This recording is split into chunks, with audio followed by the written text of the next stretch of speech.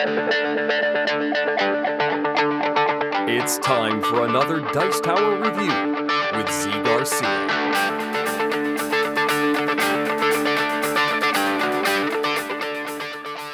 Hey everybody, today I'm taking a look at Capital Lux. Capital Lux here is a card-driven game in which you are going to be playing cards to your hometown, the space in front of you, and cards to the capital, which is sort of a shared area in the middle of the table, hoping to manipulate what's going on just right so you can have the majority of the cards in different colors without going over a specific limit set by the capital. It's a very straightforward, simple game. Let me give you a look at how this all works. Then we'll come back and I'll tell you if I think it's a good one.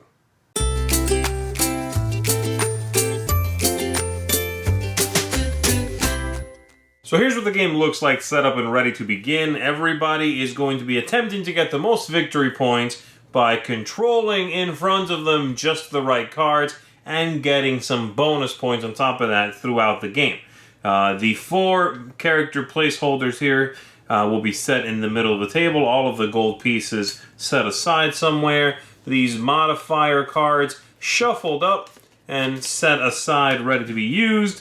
1 card is going to be placed out here. As you can see, I did it for that one. And then everybody gets a certain number of cards, 5 or 6, depending on the number of players. So let's say I'm playing with 4 players.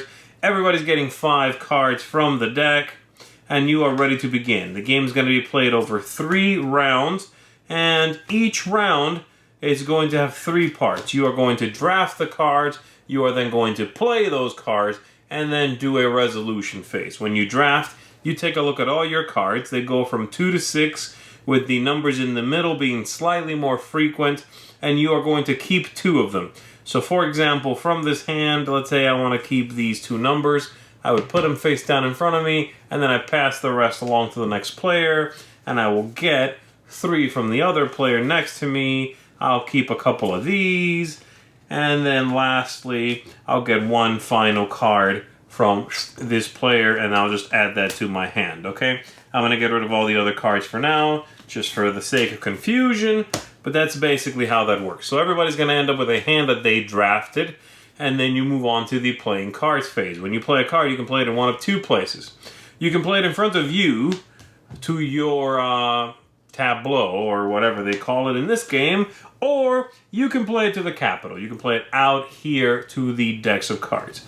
When you play it in front of you, that's all you do right then and there. If you play it, however, out to one of these cards, you're going to get some special bonus. The bonuses are, if you play it to the first one here in blue, you are going to take the top card from the modifiers, you're going to look at it, and you're going to play it above one of these columns that does not yet have a modifier. And I'll talk about what that means in just a second. If you play here in pink, you are going to take the minimum card, the lowest card, from one of the other piles and take it as a bonus for yourself. It has to be the lowest card. If you play to green, you are going to draw a bonus card from on top of the regular deck of cards here. And if you play to yellow, you are going to get a gold piece. Alright? That's it. Once the round is over, which happens when one player runs out of cards, everybody else gets 1 more go. We finish out the round, basically. Then you are going to flip over the modifiers that are above these cards, and they would modify the total below the modifier itself. So let's just take a look here at gold. And gold has 6, 5, which is 11, and it happened to get the +4, someone gave it the +4, so we're looking at 15. Everybody would take a look at all of the gold cards in front of themselves on the table. If anyone went above 15, they're going to have to trash those cards. However, and let's say this is what I have in front of me, okay? If anyone went above 15, they have to trash all the cards. However, you can, if you're close, you can choose to give up some gold to make up the difference. So let's say, 15 is a total. I was actually at 16. Well, I can just give up 1 gold piece and keep my cards. I want my cards to stay on the table. And then once that's dealt with, whoever has the most cards, the highest total on the table, is going to get a bonus from the capital of the highest card there. So if I'm the one that has the most with this 8, I would take the highest card from that, and I would put it in front of me somewhere face down as a bonus. This happens for each one of these. Again, taking into account the modifier above it, there would obviously be a few more cards out here. And that would be it. At the end of that, we are going to then gather these up. We're going to shuffle them up again. We are going to make sure that everything out here that has not been taken stays where it is, and everybody's tableau, unless you bust, right? You went over the total, you also retain. Everyone is dealt a new hand, 5 or 6 cards.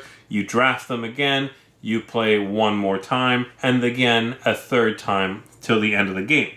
At the end of the game, every card you have in front of you is going to give you victory points equal to whatever it says. All the cards in your bonus pile are going to give you victory points for whatever they say, and then every gold piece you did not spend is also victory points. So I'm looking at 11, 14, 15.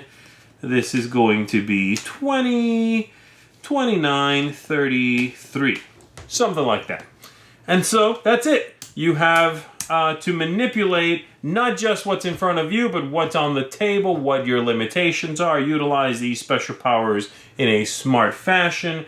And if you can do that, you're going to come out on top. I do want to mention one last thing, and that is this card here that says this card here that says you draw a card from the top of the deck is, of course, going to lead to some hands being differing sizes. However, at the end of the round, when someone runs out of cards, once the round's over, you still have any cards in your hand, they also go in front of you on the table in your little district. And that's a double-edged sword because they might make you go over the limits set by these cards. But that's pretty much it. Play 3 rounds of that, and whoever has the most victory points is the winner of the game. Aporta Games, the publisher, has been on the scene now for a few years, and they just keep on impressing me. So I kind of had high hopes for this one. You know, they've done Automania, they've done Avenue, they did Doodle City. And so they're really, it's impressive what they've done with these little card games. And Automania is very impressive too. And this one, I have to say, did not disappoint. And I went into it with high hopes. It's a very solid card game. It's simple, but clever. The drafting's good. Card play is interesting. The different powers work well, but it's easy to grasp everything you're doing in the game. It has a push your luck feel. It's got some of that hidden knowledge where someone else might put out a card that's a modifier, but you don't know what it is. So can you push it? You know, do you want to get close to the limit and then find out that's one of the big negatives and boom, you've gone over? It's straightforward. I definitely want to emphasize that. It's not a thinky game, but this is a great filler card game. Looks great, plays wonderfully, it's fast, it's engaging, love the components, the big chunky gold pieces, the card art, fantastic. Great filler game. One of my favorite filler games, I think, that I've played out of the Essen crop this year, and probably out of the whole year overall. So, not a big splash, right, for a game, because again, it's pretty small, but a wonderful design that keeps Aporta, I think, at the top of their game, and it keeps me looking forward to what else they've got coming up in the future. So if you like this kind of thing, I would definitely say check this one out. That's Capital Lux. Thanks so much for watching the Dice Tower videos. Find more great videos and reviews, as well as our top-rated audio podcast at Dicetower.com. You can also find other great shows at DicetowerNetwork.com. I'm Eric Summerer, and you've been watching The Dice Tower. The Dice Tower is sponsored by Cool Stuff Inc., where you can find great games for great prices. Cool stuff in stock. Check them out at CoolStuffInc.com.